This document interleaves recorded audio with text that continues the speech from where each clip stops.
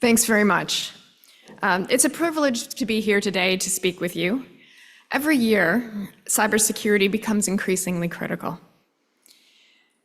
Cybersecurity can no longer be seen as a compliance checkbox. It really needs to be integrated into the processes, the way that we do other aspects of our business, like financial planning and analysis and human resources, supply chain management. It should become a fundamental aspect of how we operate, innovate, and deliver value. So a little bit about me. As mentioned, I'm at the Canadian Centre for Cybersecurity. Started a few weeks ago as the associate head. And as my colleague Patrice stated, we work very closely with those across government to provide cybersecurity services. So within the Cyber Centre, we're sort of that operational cyber support to government. We have the CERT. We work with other government departments. We provide advice and guidance, not just to government, but to Canadian industry and Canadians writ large.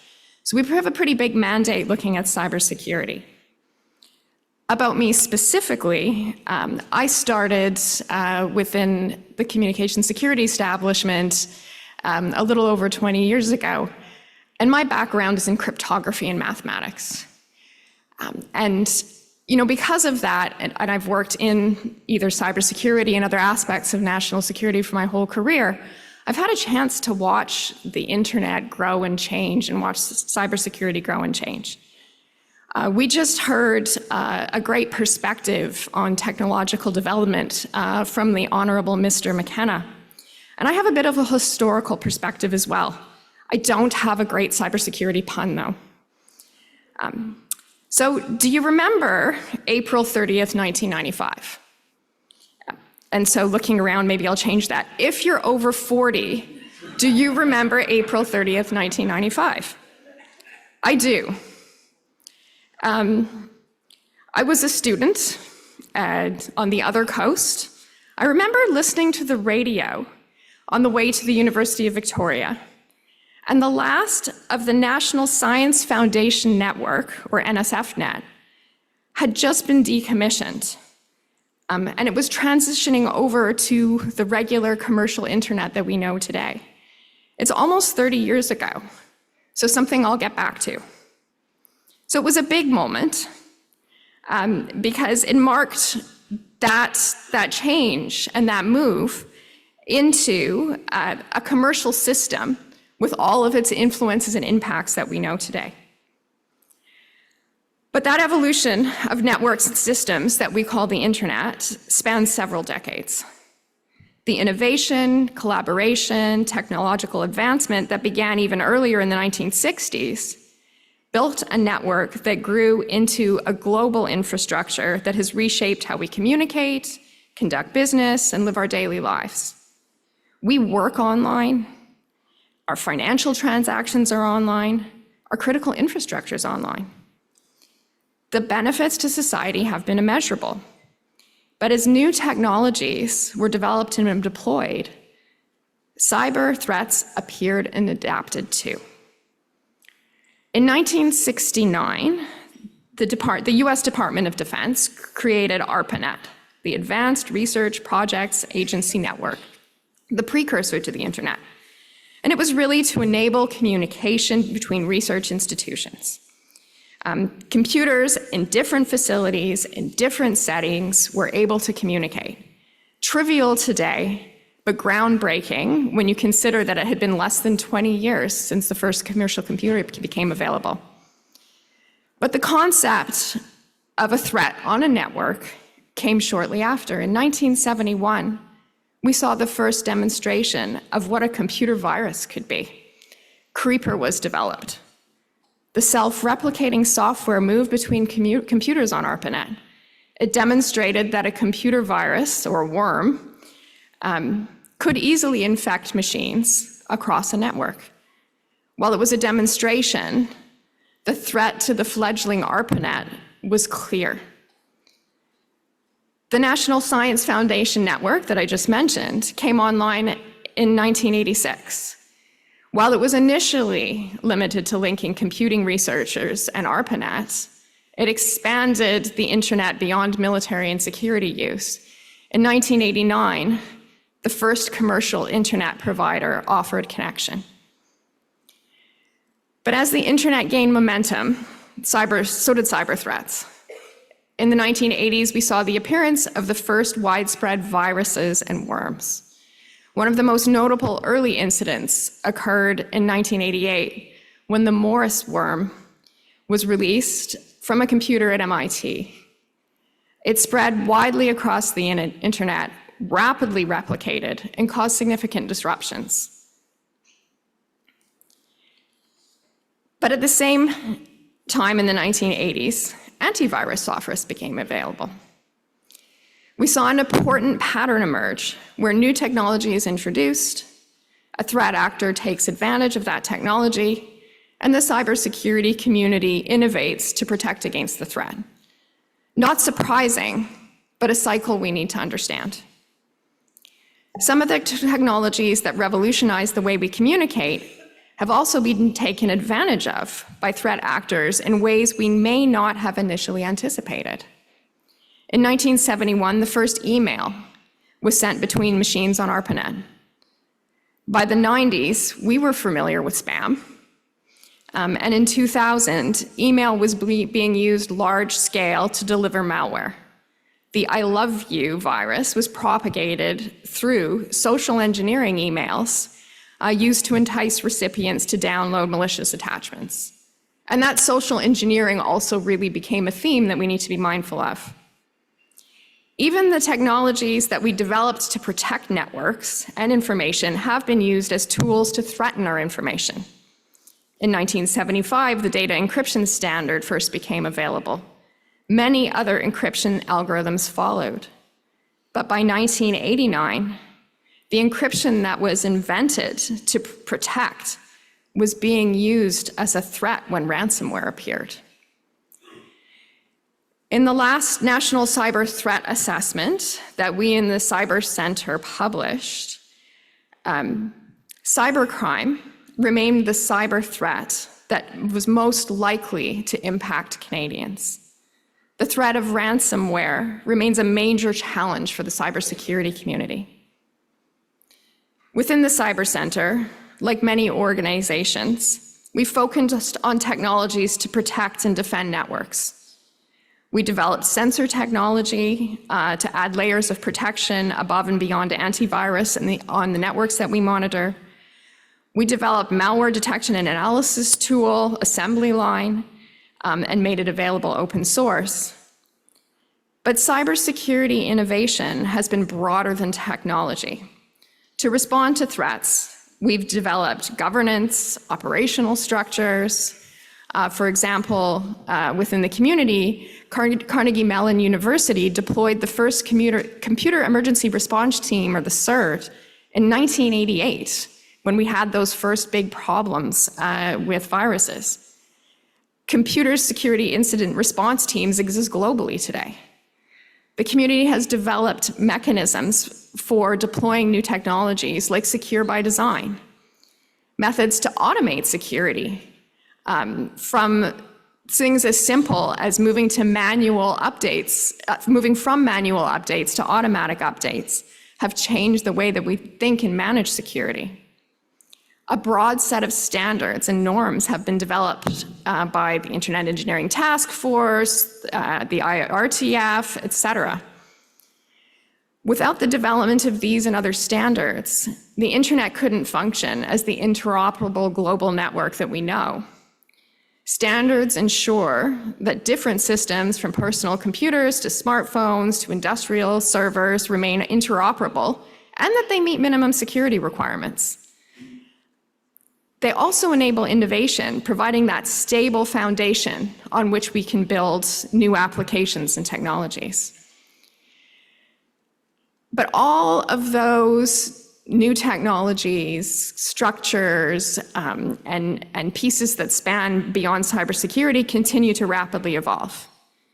Large language models dominate the discussion today when it comes to innovation. They're contributing to our ability to work quickly, to generate pictures of cats, but incorporate huge amounts of information. They come with risks. They're very easy for us to use to work more quickly. That means they're also very easy for cyber threat actors to work more quickly. The Internet of Things and industrial control systems are being adopted broadly. The efficiency gained is impressive, but we need to take care to protect that core infrastructure. Investments in quantum technology have pushed forward research toward developing large-scale quantum computers that, if successful, will break the public key cryptography we're using today. But we've got quantum-resistant algorithms recently published. We'll be making a big transition to those, but that'll take time and be done rapidly, leaving gaps for vulnerabilities. So we've got a complex set of risks, technologies, operating procedures, standards and norms, regulations across jurisdictions globally. It's a worldwide web in more ways than one. So maybe I do have a pun. So returning back to that cycle of development and threat, we need to innovate, again, to adapt against those threats. We put in place new technologies, new laws, new regulations, new ways in working, but that cycle seems always inevitable. And going back to 1995, when the internet became a commercial entity, we've continued to see the cycle repeat. It's been nearly 30 years, and we have the opportunity to look at it over time.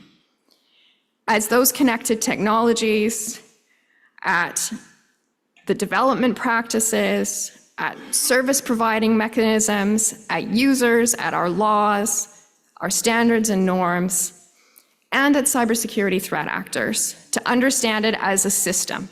In a lot of ways as a traditional economic system with incentives and utility, but through other discipline lenses as well. The psychology used in social engineering, the criminology of cybercrime, and all of those pieces. To identify disruptive ways to break that cycle, we need to understand how that system works. So I have a pitch.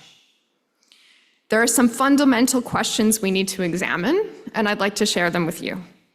So question one, what has worked?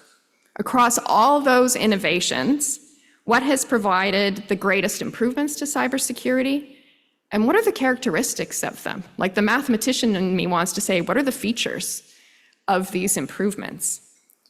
We need to understand what makes a cyber defense mechanism on a broad scale successful. That statement seems simple, but it's important to acknowledge that after 30 years, we really have to look into those changes to understand them. And I just don't know if we're doing that enough at a broad scale today. At the Cyber Center, we often look at solutions that provide what we call a national level outcome. Projects where our investments can contribute to cross-sector cybersecurity. So for example, through the sensors that we use, we collect indicators of compromise, and we share those indicators of compromise back into Canadian Shield, a free DNS firewall service provided by CIRA, the Internet Registration Authority. So I use that example to say that we're looking at how do we make the biggest impact across. So how do we identify those places? Can we learn from other domains? Going back to the ransomware example, extortion has been around for a long time. Are there parallels in other forms of extortion that we can understand to look at ways to disrupt cybercrime? What impacts, so my second question, what impacts have standards, norms, laws, and regulations have they had on cyber threat behavior? An interesting question for me in government, given that we look at a lot and certainly develop that policy, those laws and those regulations, especially with our colleagues in public safety. So are the norms and standards easy to implement? Do they have a high uptake? Do they have a big impact? If they don't, why? And I think why is a really key word here. The internet isn't a construct that sits within national boundaries. The regulations in one country impact operations in another. So for example, when the EU adopted the General Data Protection Regulation, the GDPR, websites internationally very rapidly implemented notifications on the use of cookies. So you see that cross-country influence. So how does that interjurisdictional aspect impact security? Can we learn from the regulations of other jurisdictions? And there have been unintended consequences. Data privacy legislation helps to ensure that the security of personal information. It's absolutely critical. But at the same time, we've seen it used against us. Ransomware was initially ransomware that, let's use encryption against us. But we see ransomware actors using those penalties as a mechanism to extort their victims. People know that privacy legislation exists, and it's yet another psychological means to threaten. So can we understand the broader cybersecurity ecosystem and think about how we can predict those impacts? I know we do a lot of that today, but can we look historically and understand more? And the last question, and I think in a lot of ways the most important question, factors on incentivization. So what are the reasons that good cybersecurity is prioritized? Do we have a clear expression of risk that helps to push cybersecurity? I'm biased. I've always worked in government. I have a clear understanding of how we look at risk in government. But the way I look at risk is surely different than the way that someone working in banking or health looks at risk. And we don't speak the same language of risk. At times, the link, for example, between risk and profit is very clear. If someone takes money out of a bank account, it's easy to understand that risk. But what does it look like for a hospital? Is it tied to the theft of personal information? Is it more tied to the ability to operate? What role does reputation play? Can we develop mechanisms that describe that risk in a way that easily translates across sectors? And what are those connections? What are the liabilities that drive good cybersecurity practice? And how do we ensure that those practices, like secure design, are the norm, that they are incentivized? How do we encourage small and medium-sized businesses to invest in the extra cost of using a managed service provider? These are questions that we struggle with. And we always know when we communicate and we say it's important to do these things, but how do we shift it so it becomes automatic? We do have basic answers to some of these questions. But like I said, we're at a point now where we have an enormous amount of data to look at and really think about how we shift our policies, our techniques, and our communications. And how do we, within the cybersecurity, with all our experience, start taking that message and sharing it with those who are outside the community in a way that brings the collaboration of those other disciplines in? So, we often say that cybersecurity must no longer be viewed as an afterthought or a checkbox for compliance. It should be integrated into the daily fabric of how we conduct business. So I think all of this is about saying, how do we do that by a different approach, right? How do we do more than discuss and say that? So I really do, like I said, I have a pitch. Encourage each of you to think about how you can contribute to that understanding. Collectively, we can work with colleagues in all those different fields, adapt the way that we communicate and talk about cybersecurity, and really think and share about research on that ecosystem. Thank you very much. It's been wonderful speaking to you today. And I don't know, are there questions here? Or in any case, you can certainly find me in the break. I love to chat about this stuff.